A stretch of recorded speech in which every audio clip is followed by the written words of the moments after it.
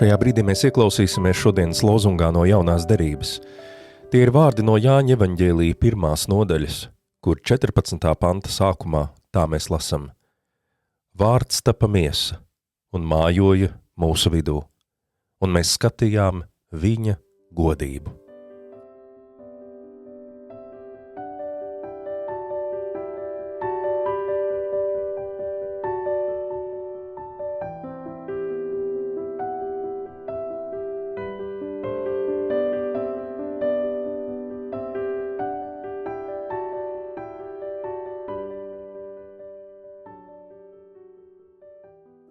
Visvarenais un mūžīgais Dievs, mūsu mīļais debesu Tēvs, mēs pateicamies, ka šajā Kristus piedzimšanas svētku vakarā mēs atkal lūkšanā varam savienoties ar Tevi.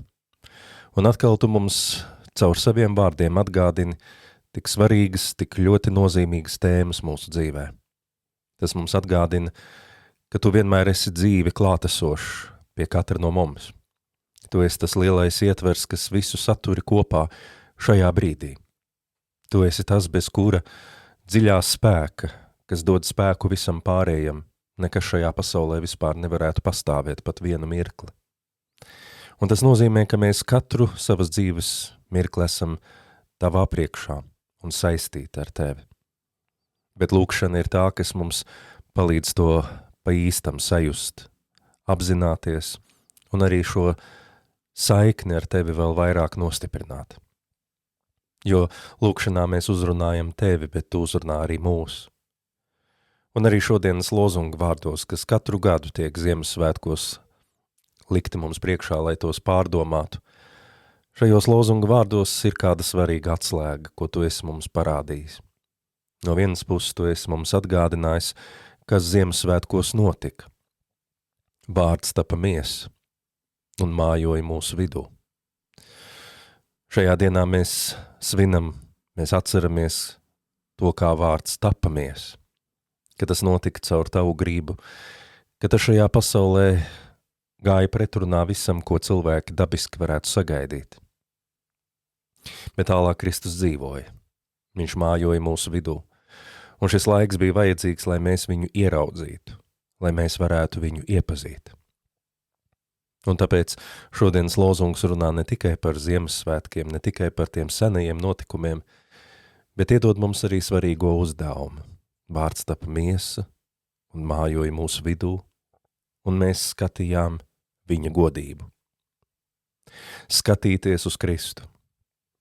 Ne tikai apcerēt Ziemassvētku stāstus, bet skatīties uz to, kā viņš ir mājojis mūsu vidū, kā tad viņš dzīvoja, ko viņš mācīja, kāds viņš bija. Skatīties uz šo viņa godību, tas nozīmē tikt Tavas gaismas apmirdzētiem. Tas nozīmē būt Tavā tūmā, tā kā nekā savādāk tas nav iespējams. Tu esi klāt ikvienā mirklī, bet tikai caur Kristu mēs ar savu saprašanu, ar savu cilvēcīgo sirdi un prātu varam kaut nedaudz pietuvoties tam, kāds tad Tu esi, ko Tu dari, ko Tu vēlies, ko Tu veido no mums, kādus Tu gribi mūs redzēt. Un tieši tad, kad mēs šo Kristus godību ne tikai skaistās dziesmās apdziedam, ne tikai par godu tam daram visādas citādas tradīcijas, bet kad mēs patiešām gribam šajā viņa klātbūtnē pakavēties un to daram, kad mēs viņa vārdos klausamies, kad mēs sarunājamies ar Tevi lūkšanā, tad, jā, mēs skatām Tavu godību, bet vienlaikus Tava godība ir tā, kas mūs izgaismo, sasilda, pārvērš. Un reizēm mēs pat nezinām, kā tas ir iespējams. Pavisam noteikti tas nenotiek caur mūsu pašu spēku, ka mēs vienkārši gribētu līdzināties Kristum un kaut kā spētu paši no sevis tādi kļūt. Nē, reizēm tieši otrādi mēs atzīstam, cik daudz mums ir grēki, cik daudz mums ir vājumu un nepilnību. Un tomēr mēs paliekam pie Tevis, jo pie Tevis ir piedošana, pie Tevis ir žēlastība, Tevī mēs redzam patiesību un mīlestību. Un kādā brīdī, kaut arī esam vienkārši bijuši kopā ar Tevi, un šiet neko citu daudz neesam varējuši ne domāt, ne darīt, kā vienkārši Tev pateikties un rūpīgi klausīties un skatīties. Vienā brīdī mēs pamanam, ka nevis mēs, bet tu mūs esi pārvērtis, ka mēs kaut kā savādāk arī citās situācijās, ar citiem cilvēkiem esot kopā, ar citiem darbiem nodarbojoties, mēs esam pārvērtušies. Jo šis ir mūsu dvēseles galvenais uzdevums. Tu mums esi devis dāvanu. Tu esi mums devis milzīgi vērtīgu dāvanu. Un mēs nedrīkstam būt tik nevērīgi, lai to neizsaiņot un neaplūkot un nelietotu. Un tieši tad, kad mēs esam pievērsti tev, tieši tad, kad mēs skatāmies un ticībā ejam līdz tam, ko Kristus mums ir mācījis un kāds viņš ir bijis, tad arī Ziemassvētku vai Kristus piedzimšanas svētku galvenais uzdevums ir piepildīts.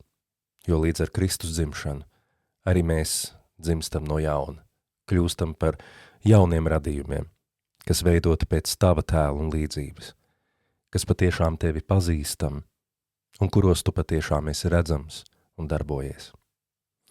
Tāpēc mēs arī šovakar tevi lūdzam par saviem mīļajiem un tuvajiem, par mūsu zemi un tautu, par visu šo pasauli, arī par mums pašiem.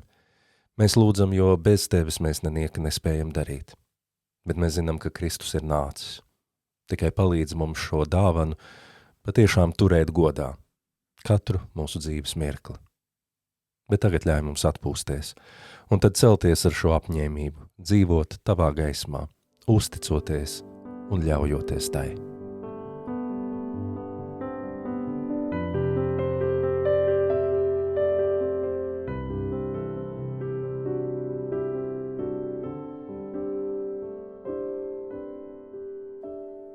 Bet pāri visam citam, mēs tevi lūdzam tā, kā tavs dēls mums to ir mācījis un ļāvis lūgt. Mūsu Tēvs debesīs, svētīts, lai top tavs vārds, lai nāk tava valstība, tavs prāts, lai notiek kā debesīs, tā arī virs zemes. Mūsu dienišķo maizi dod mums šodien, un piedod mums mūsu parādus, kā arī mēs piedodam saviem parādniekiem. Un neieved mūsu kārdināšanā, bet atpestī mūs no ļauna, jo tev pieder valstība, spēks un gods mūžīgi mūžos. Āmen.